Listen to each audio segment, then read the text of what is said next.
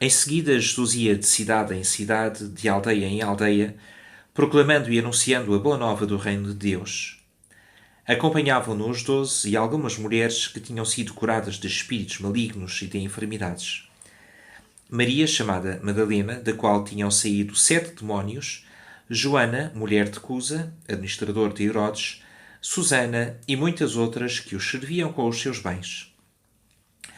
Como estivesse reunida uma grande multidão e de todas as cidades viessem ter com ele, disse esta parábola: Saiu o semeador para semear a sua semente.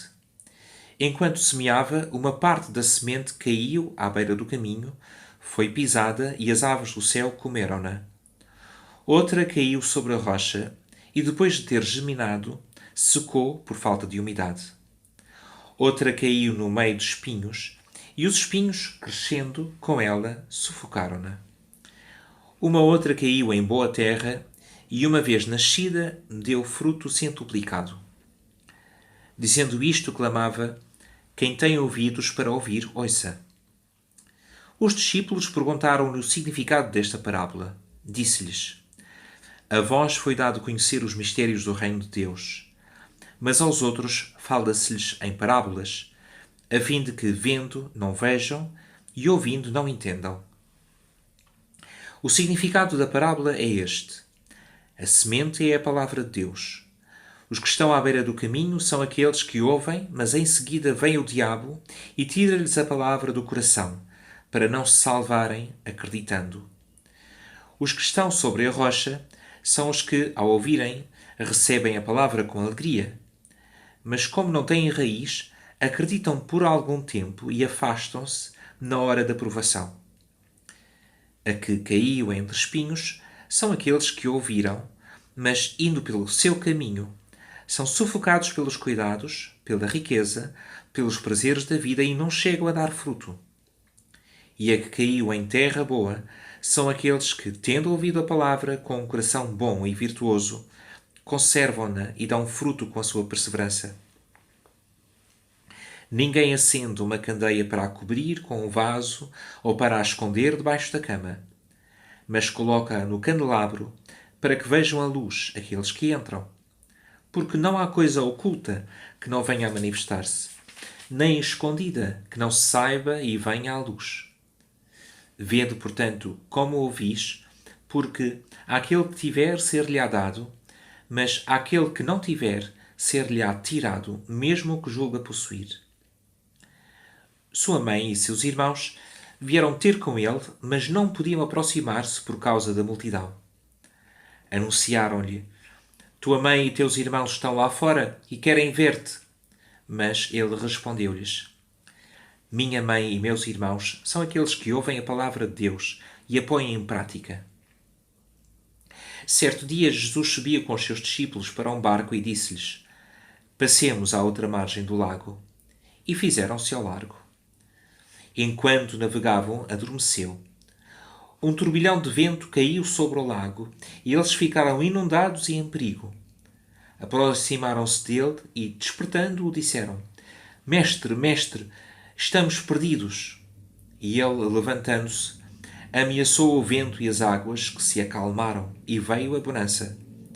Disse-lhes depois: Onde está a vossa fé? Cheios de medo e admirados, diziam entre eles: Quem é este homem que até manda nos ventos e nas águas e eles obedecem-lhe? Abordaram à região dos Gerazenos, situada defronte da Galileia. Quando desceu para a terra, veio-lhes ao encontro um homem da cidade, possesso de vários demónios, que desde há muito não se vestia nem vivia em casa, mas nos túmulos. Ao ver Jesus, prostrou-se diante dele, gritando em alta voz: Que tens que ver comigo, Jesus, Filho de Deus Altíssimo? Peço-te que não me atormentes. Jesus, efetivamente, ordenava ao espírito maligno que saísse do homem, pois apoderava-se dele com frequência. Prendiam-no com correntes e grilhões para o manterem em segurança, mas ele partia as cadeias e o demónio impelia-o para os desertos. Jesus perguntou-lhe: Qual é o teu nome? Legião, respondeu. Porque muitos demónios tinham entrado nele, e suplicavam-lhe que não os mandasse ir para o abismo. Ora, andava ali uma grande vara de porcos a pastar no monte. Os demónios suplicaram a Jesus que os deixasse entrar neles. Ele permitiu. Saíram, pois, do homem, entraram nos porcos, e a vara lançou-se do alto do precipício ao lago e afogou-se. Ao verem o que se tinha passado, os guardas fugiram e levaram a notícia à cidade e aos campos. As pessoas saíram para ver o que tinha acontecido. Vieram ter com Jesus e encontraram um homem, de quem tinham saído os demónios, sentado a seus pés, vestido e em perfeito juízo. Os que tinham visto contaram-lhes como o possesso tinha sido salvo, e toda a população da região dos Gerazenos pediu a Jesus que se afastasse deles, pois estavam possuídos de grande temor. Jesus subiu para o barco e afastou-se dali. O homem de quem os demónios tinham saído pediu-lhe para ficar com ele. Mas Jesus despediu, dizendo: Volta para a tua casa e conta o que Deus fez por ti. E ele foi anunciando por toda a cidade tudo o que Jesus lhe fizera. Quando regressou, Jesus foi recebido pela multidão, pois todos estavam à sua espera. Veio ao seu encontro um homem chamado Jairo, que era chefe da sinagoga. Caindo aos pés de Jesus, suplicava-lhe que entrasse em sua casa, porque tinha uma filha única de uns 12 anos que estava a morrer. E quando ele se dirigia para lá, a multidão apertava-o a ponto de o sufocar. Ora, certa mulher que sofria de um fluxo de sangue havia 12 anos e que, tendo gasto com os médicos todos os seus haveres, não pudera ser curada por nenhum. Aproximou-se por detrás e tocou-lhe na orla do seu manto, e naquele mesmo instante o fluxo de sangue parou. Jesus perguntou: Quem me tocou? Como todos o negassem, Pedro e os que estavam com ele disseram: Mestre, é a multidão que te aperta e empurra.